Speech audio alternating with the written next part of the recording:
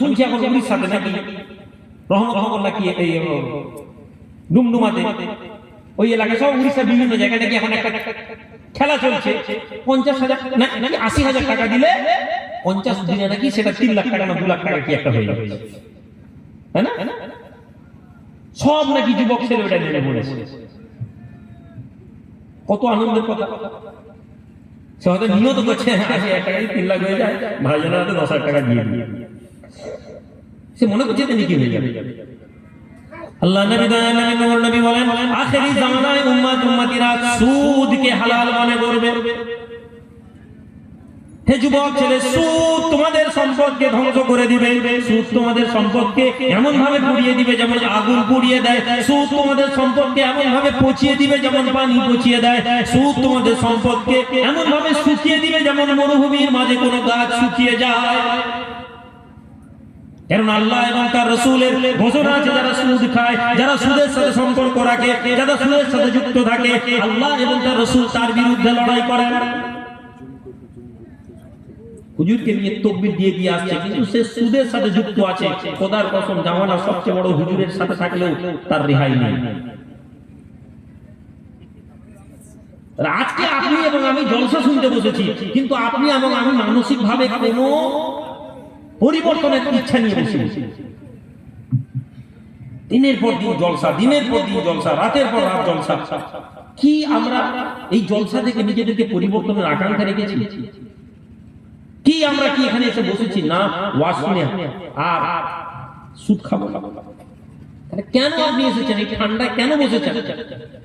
আপনি আমাকে শুনতে এসেছেন, আর আমি রুহুল আমিন কিসসা শোনাবো আপনাকে। আমি আগেই বলেছি আমাদের শ্রোতাগণ তো কিসসা শুনবে। আমি এখন এই মজলিস দেখুন গরম হয়ে যাবে কেমন।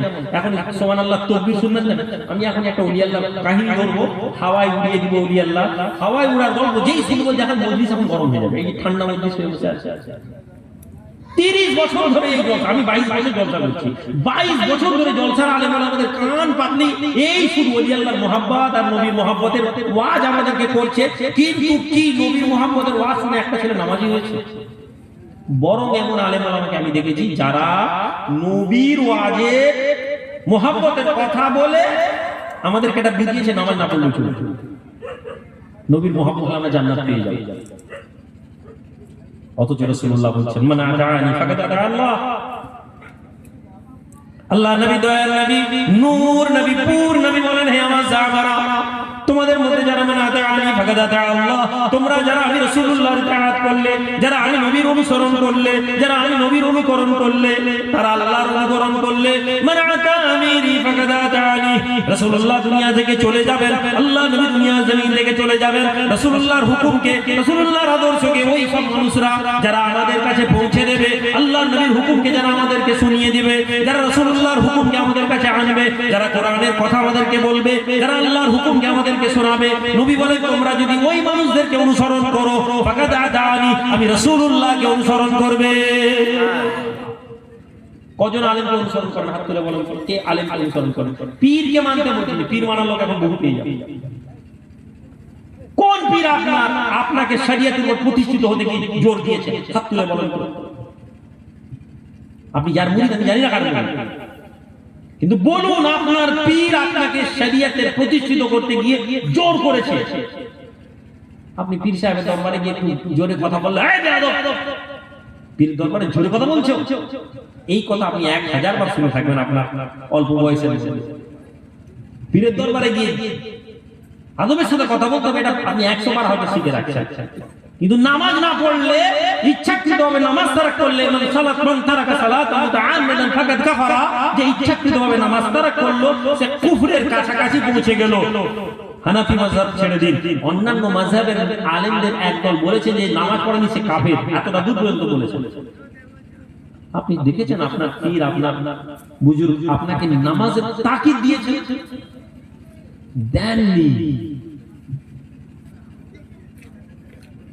তাহলে ভাই কোথায় আছেন আপনার?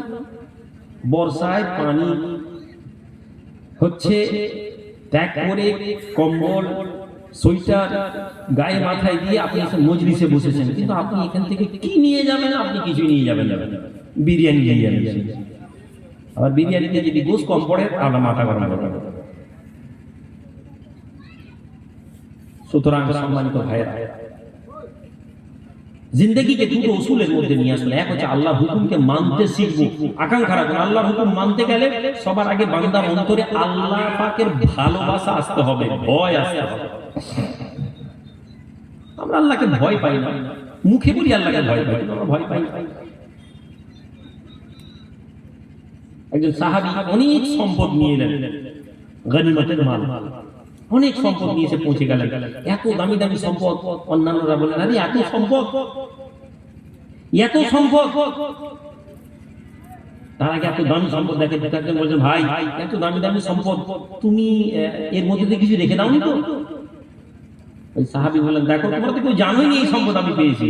যদি আল্লাহর ভয় না থাকতো তাহলে আমি সম্পদগুলো লুকিয়ে দিতাম। আল্লাহর ভয় ছিল বলে আমি সমস্ত সম্পদ বাইতুল মালে এনে দিলাম। আপনি জলসা কমিটির মেম্বার, এক কোটি বাটি সিঙ্গি নিয়ে জানলি তো? হে যুবকের দল, জলসা কমিটির ছেলে, তুমি জলসা কমিটির মেম্বার, কি তুমি এক কোটি তারও বেশি লাওনি তো? কি কমিটির লোক তোমাকে, গ্রামের লোক এই অধিকার দিয়েছে জলসা কমিটির সেক্রেটারি 3 পুটলি বেশি সিঙ্গি নিয়ে যাবে? কি গ্রামের লোক এই অধিকার দিয়েছে জলসা কমিটির সেক্রেটারি তুমি 5 ফুটি গোশ বেশি নিয়ে যাবে? কি তুমি জলসা কমিটির লোক তোমার জন্য আলাদা ডেক তুমি একটা তৈরি করে রেখেছো, কমিটি ছেড়ে দেবে একটু বেশি গোশ দিয়ে রান্না করা? আমাদের সমাজে হয় না, হয়নি ভাই? এই প্রশ্ন করার লোক কেউ নেই। কেন নেই? কেননা একটা জামানা আসবে মানুষ আর মন্দ কথা কে মন্দ মনে করবে না, মন্দ কথাকে মন্দ মনে করবে না, মানুষের কাছে গুনাহটাকে স্বাভাবিক মনে হবে। আজ থেকে কিছু বছর আগে মানুষ রেডিও থাকলে অনেক হুজুররা তাদের বাড়িতে খেতেন না, আমরা শুনেছি, বড় বড় হুজুরদের কথা শুনেছি যে রেডিও থাকলে নাকি তারা খেতেন না, এই ঘরে রেডিও আছে। আজকের দিনে আপনি আমাকে পরীক্ষা করে দেখতে পারেন ভাইয়া, ওই লোক সুদখোর,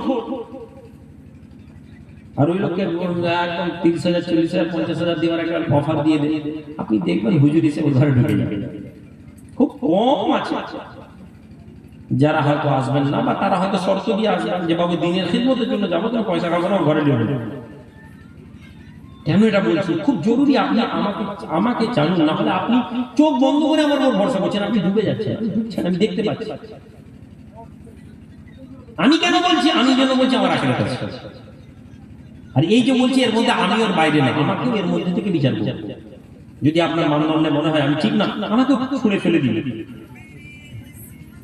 আমানতের খেয়ানত করবেন না, আমানতের খেয়ানত নেই। ওমর রাদিয়াল্লাহু তাআলা বসে আছেন, বাইতুল মালের সম্পদ দেওয়া চলছে, বাইতুল মালের সম্পদ দেওয়া চলছে। এমন সময় আমিরুল মুমিনিন ওমর রাদিয়াল্লাহু তাআলা পুরো বাইতুল মালের জিনিসপত্র দেওয়া হয়ে গেছে।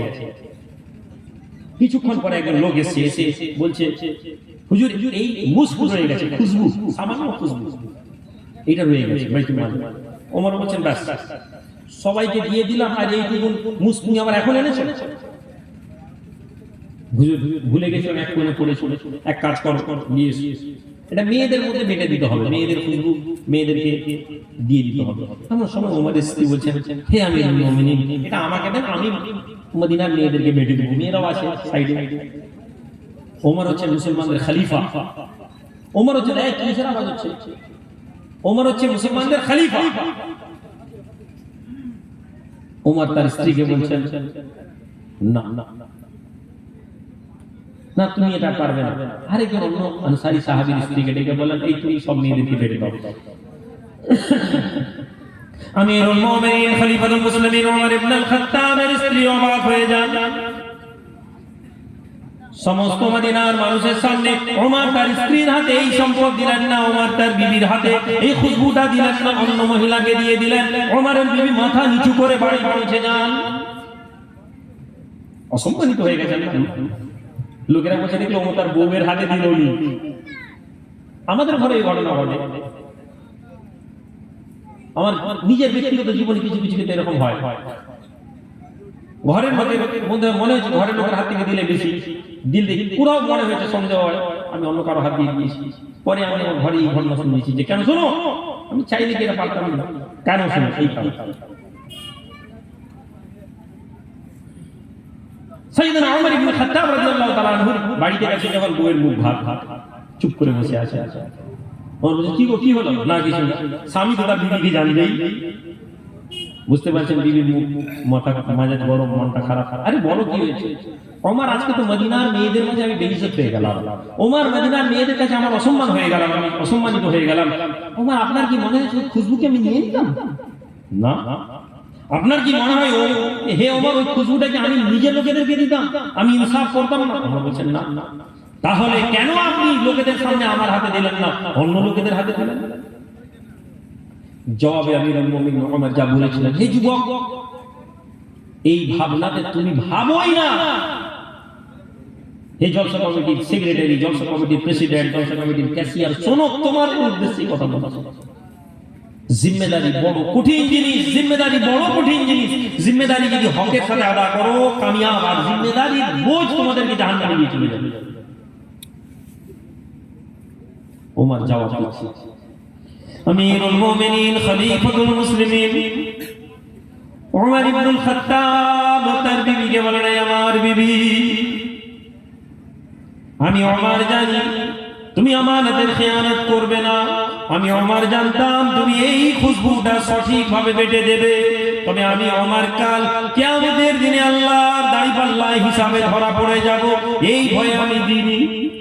বিবি অবাক হয়ে যান, হে আমিরুল মুমিনিন খলিফাতুল মুসলিমিন ওমর, কি কথা আপনি বলেন?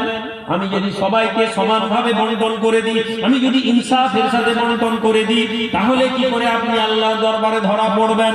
ওমর বলতে লাগেন, বিবি রে শোনো, যখন আমি ওমর তুমি আমার বিবি ওই খুশবুর মধ্যে হাতে করে খুশবুটা তুলে মেয়েদেরকে দেবে, খুশবুটায় হাত দেবে, আবার মেয়েদেরকে দেবে, মুসকে হাত লাগবে আর মুসকে তোমার হাতে খুশবুটা যাবে। বারে বারে যখন মুসকে হাত লাগবে তোমার হাতখানা খুশবু হয়ে যাবে, তোমার হাতে মুস্ক লাগতে লাগতে লাগতে লাগতে হাতটা সুগন্ধি হয়ে যাবে। এরপরে আমি ওমর, আমার যখন জামাটা তুমি ধরবে, আমার যখন জামাটা তুমি আমাকে দেবে, ওই খুশবু হাতটা যদি আমি ওমর আমার জামায় লেগে যায়, বাইতুল মালের জিনিস আমার শরীরে এসে যাবে, কাল কিয়ামতের মাঠে আমি আল্লাহর দরবারে ধরা পড়ে যেতে পারি। সুবহানাল্লাহ বলবেন, সুবহানাল্লাহ। আল্লাহ, এই ভয়ের নাম ঈমান, এই ভাবনার নাম ঈমান। আর আপনি কি আম পড়া হবে কি হবে না এইটাকে নিয়ে ঈমান বলে বসে আছে। সারা জীবন মসজিদে না গিয়ে নবী দিবসে ঝান্ডা পতাকায় মোটরসাইকেলে লাগিয়ে আপনি বলছেন আমরা পাক্কা মুমিন, সুন্নি মুমিন। খারাপ ভাবে নেবেন না ভাই। কেন আপনি ভাবছেন? কেন আপনি ধর্মটা শিখেননি, আপনি ধর্মটা জানতে চান না। আপনি ধর্মটা যদি জেনে নিতেন, আপনি যদি শরীয়তটা বুঝে নিতেন, তাহলে আপনার মনের মধ্যে এই হতো। আজ জলসা শুনতে বিরক্ত লাগছে, কিন্তু ধর্ম শিখার হযরত বাকি বিল্লাহ রাহমাতুল্লাহ, বাকিউর রাহমাতুল্লাহ আলাইহি অনেক বড় মানুষ ছিলেন, বড় লোকের ঘরে ছেলে ছিলেন, কিন্তু ইলম শিখার খুব শখ ছিল। ইলম হাসিল, ধর্ম নবীর দ্বীনকে শিখতে হবে, নবীর কথাকে জানতে হবে। কোথায় আছে খবর পেলেন বাগদাদে, এই কি বলে মদিনায় ইমাম মালিক বলে একজন বড় মুহাদ্দিস আছেন, তিনি হাদিস পড়া, বড় লোকের ঘরের ছেলে, টাকা পয়সা নিয়ে সুন্দর মা বাবার কাছে বিদায় নিয়ে জামা কাপড় পরে একজন জাহাজে চড়ে বসে যাবে, জাহাজে করে মদিনায় মক্কা জেদ্দায় আসবেন, ওখান থেকে নেমে মদিনায় আসবেন, প্ল্যান প্রোগ্রাম নিয়ে বেরিয়েছি। রাস্তায় ঝড় ঝঞ্ঝাতে পুরো নৌকো লন্ডমন্ড জাহাজ ভেঙে পড়েছে, কোনো মতে যান নিয়ে সব সম্পদ টাকা পয়সা সব শেষ। আপনি আমি হলে ঘর ঘুরে যাবো। বলছেন না, নবীর সুন্নাত হাদিস শিকার নিয়ে বেরিয়েছি, আর ঘর ফিরে যাব না।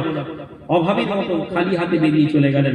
হাঁটতে হাঁটতে হাঁটতে হাঁটতে পৌঁছাচ্ছেন, কখনো কারো কাছে মেহনত করেন, কিছু কাজ করেন, কিছু সম্পর্ক করতে করতে মদিনায় এসে পৌঁছালেন। মদিনায় এসে মসজিদে নববীতে বলছেন যে ইমাম মালিক কে ভাই? লোকরা বলছে কেন? শুনেছি তিনি হাদিস পড়ান। লোকরা বলছে ইমাম মালিকের নাম মুখে নেবে না কেন?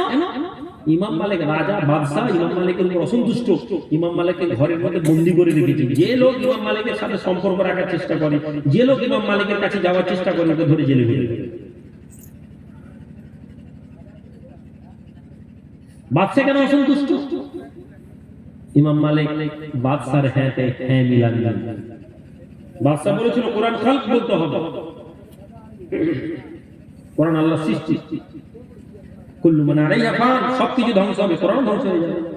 ইমাম মালিক বলেছিল না, কোরআন খালক নয়, মাখলুক। কোরআনকে আল্লাহ হেফাজত করবেন, কোরআনকে আল্লাহ তুলে নেবেন, কিন্তু কোরআন ধ্বংস হবে না, কোরআন লাওহে মাহফুজে হেফাজত থাকবে। এইটা নিয়ে তর্ক, পেটুয়া আলেমরা, খাওয়ারিজদের একটা অংশ, মুতাজিলীদের একটা অংশ বাদশাকে এমন উত্তেজিত করলো, ইমাম মালিককে ধরে মার মার মার মার মার মার, দুটো হাত করে দিয়েছে। আপনাকে জলসা শুনবে যদি আপনি বলে পুলিশ এসে জলসা বন্ধ করতে বলছে, আমরা জলসা বন্ধ করে চলে যাবো, আমরা নবীর গোলাম। জামানার ইমাম ইমাম মালিককে খালি বলছে না, আপনি খালি বলে দেন হ্যাঁ কোরআন খালক। আপনাকে এত সম্পদ, এত টাকা, এত ইজ্জত, এত পয়সা দিব, আপনি ভাবতে পারবেন না। মালিক রাজি হন, বলে বাদশাহ অত্যাচার শুরু হয়ে গিয়েছিল, মারতে মারতে মারতে মারতে এমন হয়ে গেল, কোমরের যে দড়ি বাঁধা ছিল, একটা কোড়া পড়তে পড়তে একটা কোড়া পড়েছে, পড়তে ইমাম মালিকের চোখ থেকে পানি এসেছে, চোখ থেকে পানি আসছে। কি ব্যাপার? ইমাম মালিক বলেছেন, আল্লাহ তোমার জন্য মার খাচ্ছি, আমার হাত পড়ে গেছে, আল্লাহ এই জালেমদের কাছে আমার সততা নষ্ট করে দিও না।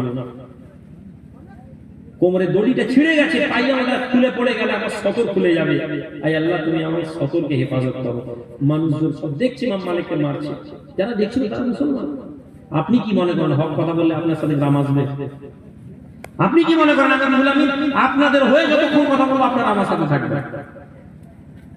আপনার কি মনে হয় পীর সাহেব, আলেম, ওলামা, দায়ী, মুবাল্লিগ, মুহাদ্দিস ইসলামের কোরে যাবে?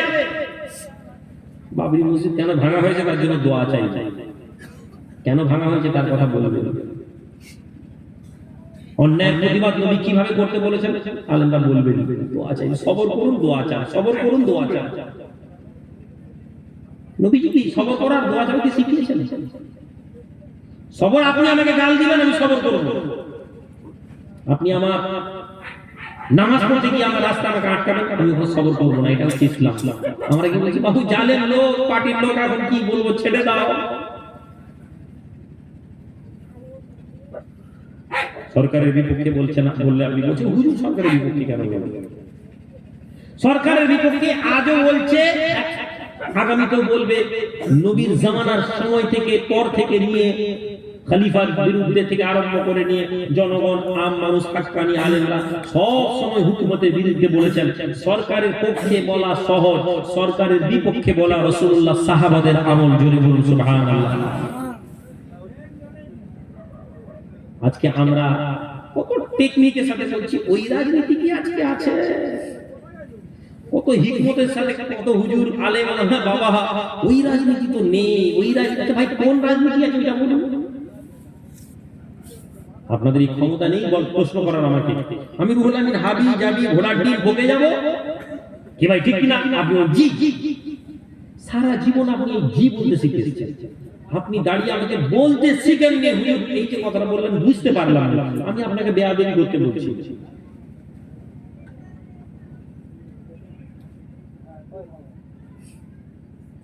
পীর সাহেবের ছেলে পীর সাহেব হবে, পীর সাহেবের জামাই পীর সাহেব হবে, পীর সাহেবের নাতি পীর সাহেব হবে। আপনি কখনোই প্রশ্ন করলেন না বুঝেন আমার ছেলে কি কোনোদিন পীর হতে পারবে না? এই প্রশ্ন আপনি করেন কেন? কেন আপনার মাথায় ঢুকিয়ে দেওয়া হয়েছে।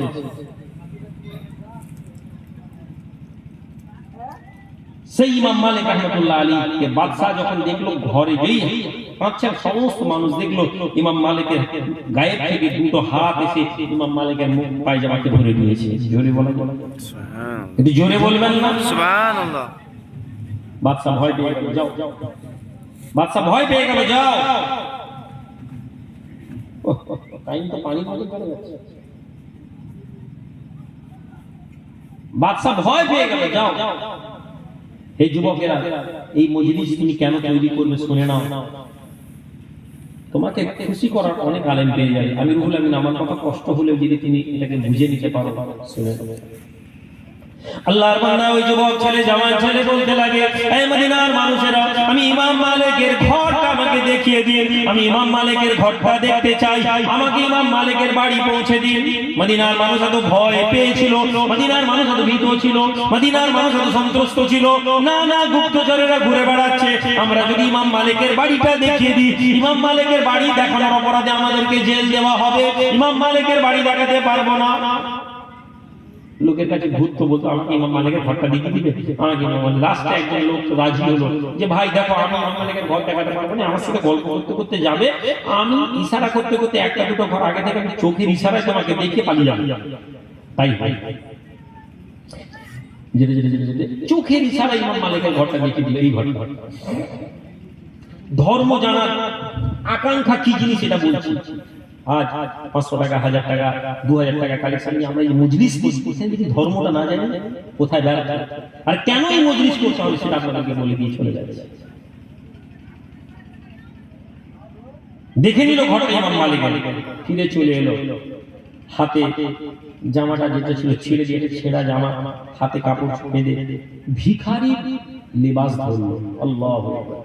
বড় লোকের ঘরের ছেলে, ব্যবসায়ী ঘরের ছেলে, ধর্ম শিখতে এসেছে। আপনি শুনবেন আপনার কাছে যদি আজকে 20-50 হাজার, 5 লাখ টাকা, 20 লাখ টাকার মালিক হন, আপনি যদি জলসায় একটা গরু দিয়ে দেওয়ার ক্ষমতা রাখেন, আপনি জলসায় চাল দিয়ে দেন, আপনাকে কত সম্মান করবে। আপনি জলসার ধর্ম শিখার জন্য আপনার যদি পয়সা হয়ে যায়, আপনার মনে হয় আমার একটা চেয়ার টাকা দরকার, চেয়ারে বসা দরকার। ভিখারির দেশ করে ওই যে ইমাম মালিকের যে গলি থাকতো, গলির বাইরে ওই পাড়ার মহল্লার একটা একটা গ্রামে একটা ভিক্ষা দিবেন, ভিক্ষা দিবেন, ভিক্ষা দিবেন, ওই ইমাম মালিকের ঘরে এসে আওয়াজ দিত। ইমাম মালিককে আওয়াজ দিচ্ছে, আল্লাহ রাস্তায় কিছুদিন সায়েম এসেছি, ভিক্ষুক এসেছি। চার ইমামের এক ইমাম ইমাম মালিক রাহমাতুল্লাহ আলাইহি দরজা খুলেন, জওয়ান ছেলে যুবক ছেলে ইমাম মালিকের হাতে হাত বাড়িয়ে দিয়ে বলে, হুজুর আমাকে কিছু ভিক্ষা দিন।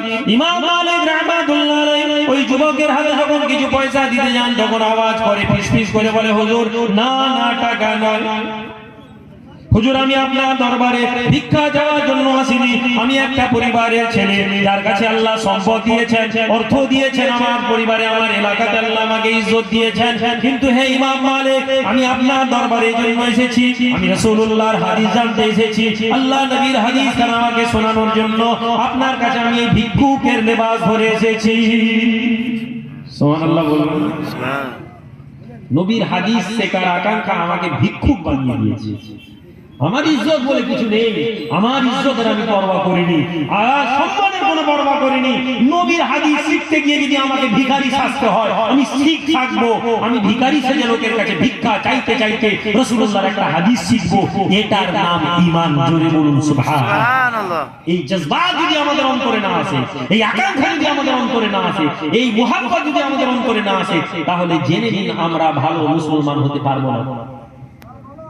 ইমাম মালিক অবাক হয়ে গেল, আরে এত আকাঙ্ক্ষা নবীর সুন্নাত, ঠিক আছে ছেলে তুমি আসবে, দাঁড়িয়ে দাঁড়িয়ে ভিক্ষা চাওয়ার মতন আমার কাছে দাঁড়াবে, আমি একটা করে হাদিস শুনিয়ে দিব তোমাকে। ইমাম মালিক রাহমাতুল্লাহ আলাইহির কাছে এইভাবে হাদিস শোনা। সম্মানিত ভাইরা, আমি আপনাদের কাছে এই জন্য এই কথাটা শোনালাম, দিন শেখার আকাঙ্ক্ষা নিয়ে আসুন, মজলিস কায়েম করুন, গ্রামের মধ্যে মজলিস ঘন ঘন মাসে একটা করে মজলিস বানান।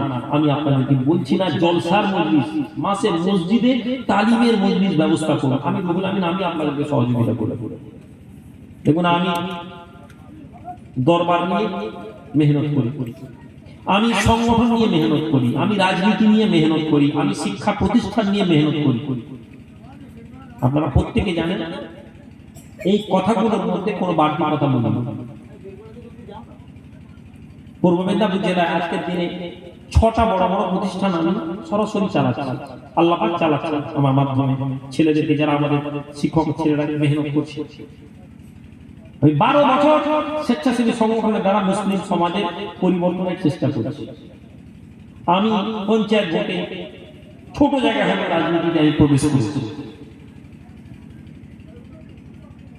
দরবারের মধ্যে উসুল নীতি নিয়ে দরবার শরীফের জলসা তৈরি করতে চেষ্টা করছি। পৃথিবীর বুকে যখন পীরপন্থী মানে একদল লোকেদের নাক ছিটকানো, একদল লোক পীরপন্থী মানে যেন ধান্দাবাজির কথা বলে। ওই সমাজ থেকে যখন আলেম ওলামারা মালদা থেকে, মুর্শিদাবাদ থেকে, একটা সমাজ যারা পীর মানে না, ইমাম মানে না, তারা যখন আমার দরবার থেকে এসে ঘুরে যায়, জলসার পরের দিন আমি যখন তাদের সাথে বসি, তাদের মুখ থেকে আল্লাহ একটা কথা বলায় যে এই দরবারে যদি না আসতাম পীরের সম্পর্কে ধারণা খারাপ হয়ে যেত। পীরের সম্পর্কে খারাপ ধারণাই থেকে যেত যদি এখানে না আসতাম। এখানে এসেছি, আমাদের ধারণা পরিবর্তন হয়ে গেছে। আর 5টা দরবারের মতন আমি চলতে পারতাম, আর 5টা দরবারের মতন আপনারা আমার মুরিদ এমন ভাবে আপনাদেরকে পীর মুরিদ দিছে কেন, আর 5টা এই ছিলতে কথা বললে বেয়াদবি হয়ে যাবে। পীরের দিকে ছাড়া অন্য দিকে তাকানো যাবে না, এই কথাই তো শিখে এসেছি, এটাই তো শেখাচ্ছি, এটাই শেখাতে হবে। 10টা ছেলে বেরিয়ে যেত, কিন্তু 90টা ছেলে তো থাকতো। আজকের দিনে 90টা ছেলে বেরিয়ে গেলে আমার দুঃখ নেই, কিন্তু আমি চাই 10টা ছেলে, আপনারা যুবক ছেলে থাকুন যারা আমার উদ্দেশ্যটা বুঝতে পারে। ধর্ম যদি আমরা না শিখি আমাদের আফসোস থাকা ছাড়া কিছু হবে না। এটা আল্লাহর বিধান। যদি আপনি মনে করেন যে আপনি দুনিয়াকে যেমন ভাবে চাইবেন, আল্লাহ দুনিয়া আপনাকে সেভাবে দেবে। আপনি যদি মনে করেন দুনিয়াটাই শেষ কথা, আল্লাহ আপনাকে দুনিয়াই দিবেন। আখিরাতের প্রতি যদি আকাঙ্ক্ষা না থাকে, আপনার অন্তরে আল্লাহ আখিরাতের ভালোবাসা দিবেন না। ওয়ালা তাকুনু কাল্লাযিনা রাসূলুল্লাহ ফাআনসাহুম আনফুসাহুম উলাইকা হুমুল ফাসিকুন। আল্লাহ থ্রেট করছেন মুমিনদেরকে, তোমরা তাদের মতো হইও না যারা আখিরাতকে, আল্লাহকে ভুলে গেছে। আল্লাহ তাদেরকে আত্মবিস্মৃত করে দিবেন, আল্লাহ তাদেরকে আল্লাহ ভোলা করে দিবেন। তোমার মনের মধ্যে আল্লাহর কথা আসবেই না। উলাইকা হুমুল ফাসিকুন, তারাই তো ফাসিক, তারাই তো অবাধ্য। আল্লাহ আমাদেরকে তৌফিক দেন। কালেকশন করতে হবে তো? হ্যাঁ, আমি তো আছি তো কালেকশনের গাধা। কালেকশনের গাধা হবে জানি তো, যে গাধা বই নিয়ে যাবে জলসা শোনার জন্য থোড়ি দাওয়াত করে। এতেও যদি আল্লাহ কামিয়াব করে। আমি কালেকশন করতে পারি না, আপনারা জানেন ভালো ভালো। আমি কালেকশন করতে পারি না। কালেকশন একটা আর্ট, এমন বিনিয়ে বিনিয়ে একটা বক্তা বলে, শুনতেও ভালো লাগে। মাঝে মাঝে মাঝে আমি এরকম করে বলবো, কিন্তু আমি প্রতিদিন বলতে পারি, কেননা ভয় লাগে। আমি কি করে বলতে পারি? 2000 টাকা দিয়ে আপনার বংশের সবাই জান্নাত চলে যাবে, এই কথা বললে তো শরীয়তের মূল ভাবনা নষ্ট হয়ে যাবে। হ্যাঁ, আমি বলতে পারি আল্লাহ চাইলে 1 টাকা বিনিময়ে জান্নাত দিতে পারে, এটা বলতে পারি, কিন্তু এমন ভাবে তারা বলে। ফলে আমাদের মাথায় ঢুকে গেছে পয়সা দিলে জান্নাত পেয়ে যাবে। এটা করবেন না। ক্যামেরা বন্ধ করতে কালেকশন হবে, খুশি ক্যামেরা